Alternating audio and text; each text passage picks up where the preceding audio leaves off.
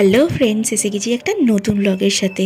তো গ্যাংটকে তো গিয়েছিলাম, তোমাদের আগের ভিডিওতে শেয়ার করেইছিলাম। এটা ছিল গ্যাংটকের দ্বিতীয় দিনে আমাদের সাইট সিন ঘোরার ছিল। তো ভোর 4:30 থেকে উঠে থেকে রেডি হতে হয়েছে, কারণ কি 6টার সময় আমাদের ট্যাক্সি স্ট্যান্ডে গিয়ে ট্যাক্সি ধরতে হবে। তো সেই কথা অনুযায়ী রেডি হয়ে আমি বড়বাবু দুজনে রেডি হয়ে এই যে বেরোচ্ছি দেখো হোটেল থেকে।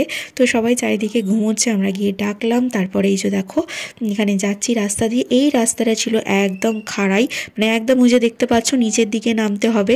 ওই যে দেখো ওই যে নিয়ে যাচ্ছে আমাদেরকে হোটেলের ওটা মালিকটা আস্তে আস্তে নিয়ে যাচ্ছে আমাদেরকে ট্যাক্সি ধরিয়ে দেওয়ার জন্য।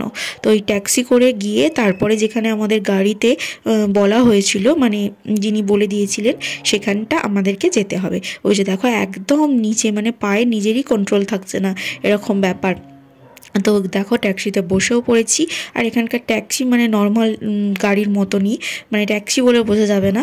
তারপর এই যে দেখো পৌঁছে গেছি ওই যেখানে গাড়িটা ধরার ছিল সেখানটা। কিন্তু এখানে পারমিটের জন্য দাঁড় করানো হয়েছিল, যেহেতু আমরা উপরে যাব, মানে নাথুলাতে যাব একদমই ওপরে, সেহেতু সেখানে যাওয়ার জন্য একটা পারমিটের দরকার পড়ে। তো গাড়ি এখানে দাঁড় করিয়ে সবাই যে যার ছবি তুলছিল। আমার বড়বাবু দেখো এর সঙ্গে ওর সঙ্গে কথা বলছে। আর এখানের ভিউটা দেখো কত সুন্দর লাগছিল, এতটা উঁচুতে আছি আমরা, নিচে ঘরগুলো দেখো কত ছোট ছোট, একদম কি সুন্দর লাগছে। আর ঠান্ডাও সেরকম ছিল, মানে হাত পা জমে যাওয়ার মতো অবস্থা হচ্ছিল, এতটাই সুন্দর। তারপর ফাইনালি পারমিট হয়ে যাওয়ার পর আমরা বেরিয়ে পড়েছিলাম নাথুলার উদ্দেশ্যে।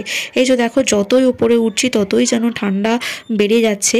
আর যতই উপরে ওঠা হয় অক্সিজেনের পরিমাণটাও মানে অভাব হতে থাকে, কারণ সেখানে গাছপালা একদমই মানে ছিল না বললেই চলে। চারপাশটা দেখলেই তোমরা বুঝতে পারবে যে গাছপালার নামমাত্র নেই। যেটুকু মানে পাহাড়ের গায়ে যেটুকু ছোটো গাছ যে গুল্মগুলো হয়, মানে ছোট ছোট যে ঘাস জাতীয় জিনিসগুলো গাছগুলো হয়, সেগুলো ছাড়া কোনো বড় গাছ চোখেই পড়বে না তোমাদের দেখো।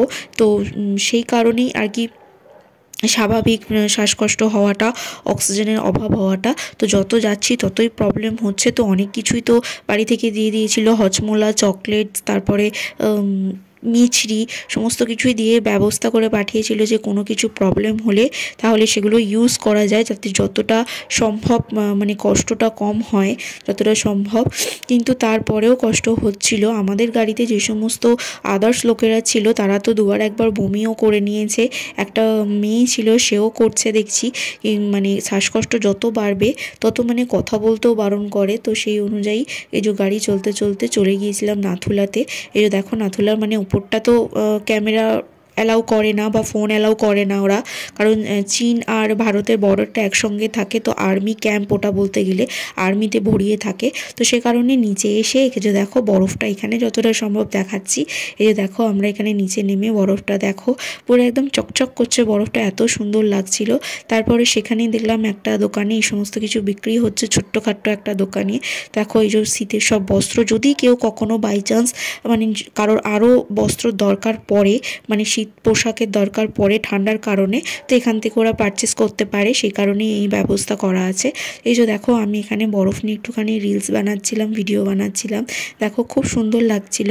তো আমি ঘুরেছি অনেক জায়গাতে আমার ঘোরা আছে, কিন্তু নিজের স্বচক্ষে বরফ আমি কখনো দেখিনি। তো এই প্রথমবারই ফার্স্ট টাইম বর আমাকে সেই কারণেই নিয়ে গিয়েছিল।